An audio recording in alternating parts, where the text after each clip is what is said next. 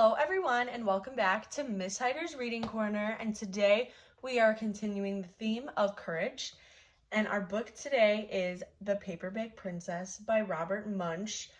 This is just one of my favorite stories from when I was a child. This is kind of what inspired the theme of courage, was this book, and then I had to find others to go with it.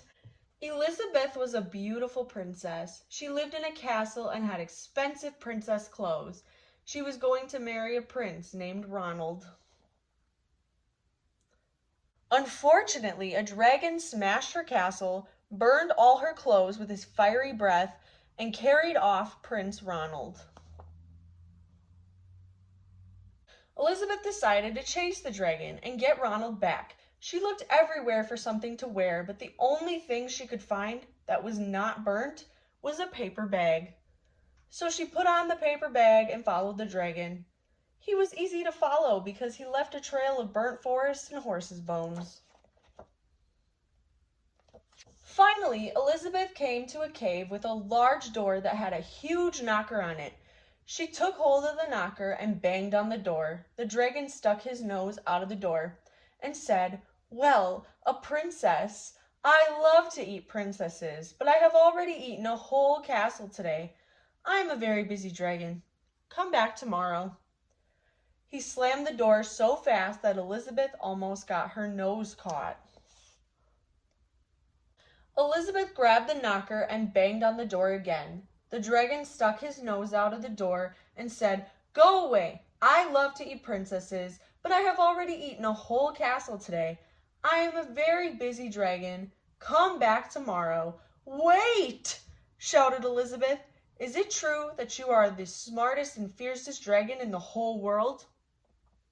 "Yes," said the dragon. "Is it true," said Elizabeth, "that you can burn up 10 forests with your fiery breath?"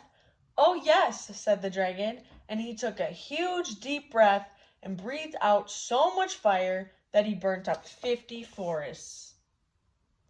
"Fantastic," said Elizabeth, and the dragon took another huge breath and breathed out so much fire that he burnt up 100 forests. "Magnificent," said Elizabeth, and the dragon took another huge breath, but this time nothing came out. The dragon didn't even have enough fire left to cook a meatball.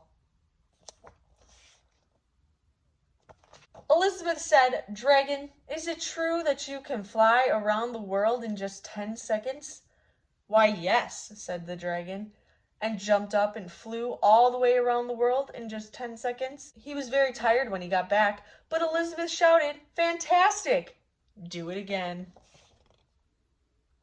So the dragon jumped up and flew around the whole world in just 20 seconds.